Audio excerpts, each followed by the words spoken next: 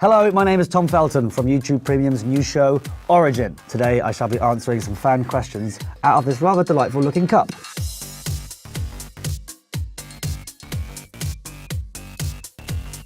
Emma Watson revealed her first crush was you while filming the first two Harry Potter films. Was the crush mutual? Let's move on, come on now, there's no need for this. Now, we've been very good friends for a very long time.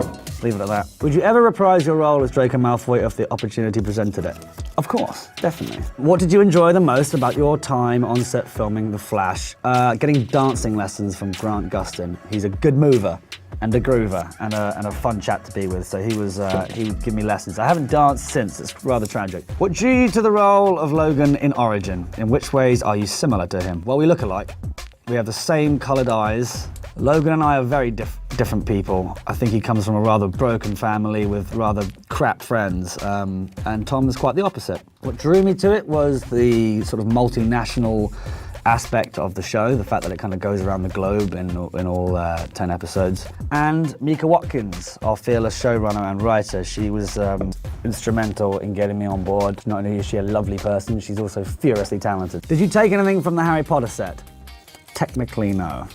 I'm not going to tell you more because I still want Warner Brothers to hire me in the future. The Harry Potter movies starred so many great adult actors. What was the relationship like between you and the older cast? Were you close with anyone in particular? Not really. As a kid, I had no idea who any of these people were. I just had my mum telling me that Maggie Smith was a huge actress and Richard Harris was a legend. The only one I really was terrified of was Alan Rickman, because I knew him from Robin Hood.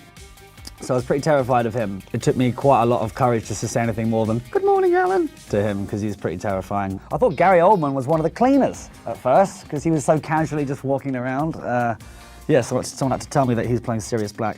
But they were all lovely. Helena Bonham Carter was definitely one of my favorites. Jason Isaacs, who plays my dad, I learnt a lot from him, so he was very sweet. But honestly, they were all lovely, so I'm very lucky for that. What was the most challenging aspect of taking on the role of Logan in Origin? Well, he's American, for starters, so I had to sort of work on that a little bit. He's a petty drug dealer, so I had to do some petty drug dealing just to get into character. Honestly, the most challenging thing was probably being in Cape Town for 7 months. Not that it wasn't beautiful and an amazing place to shoot, but it's a long time to spend away from friends and family. Other than that, it was all swimmingly. What is your first on-set memory from filming the Harry Potter movies? I don't know, I used to stuff a lot of chocolates and sweets inside the robe. And I remember they used to melt and they get stuck in there, and then they shouted at me and they got sweets banned from set because of me. What do you think Julian Albert has been up to since he left Star Labs for England? Would you return for another season if asked? Yes, absolutely. I think Julian Albert does deserve a comeback episode at least.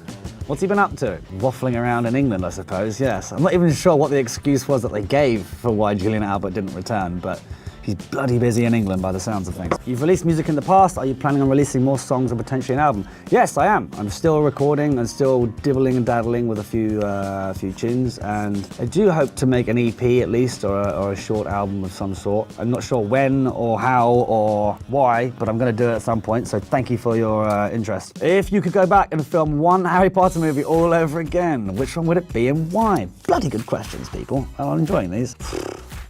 I don't know, really. I mean, I wouldn't change anything, although I'm sure I ballsed a lot of it up when I was there. Maybe the last one, because it was the longest. A bit more time to soak it all in. Well, I would want to go back, but also I wouldn't want to damage anything further than I already have.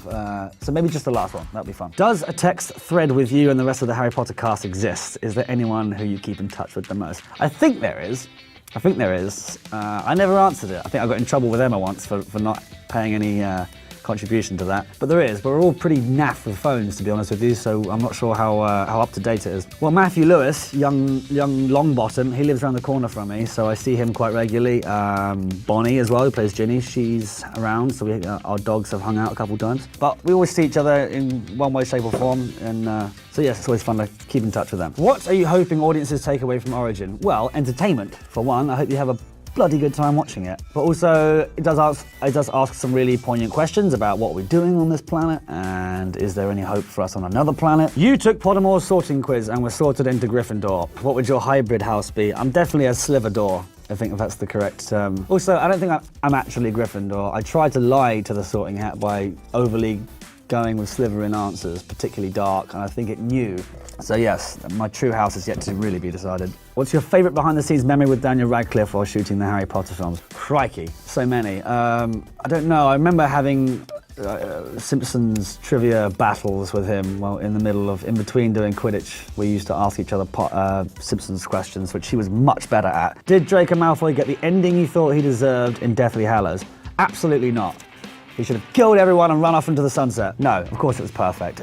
Joe wrote some fabulous stories and I dare not amend them at all. Thank you, the cup is empty. Thanks for all your lovely questions. You're actually much better than most interviewers. See you around. Watch Origin, YouTube Premium.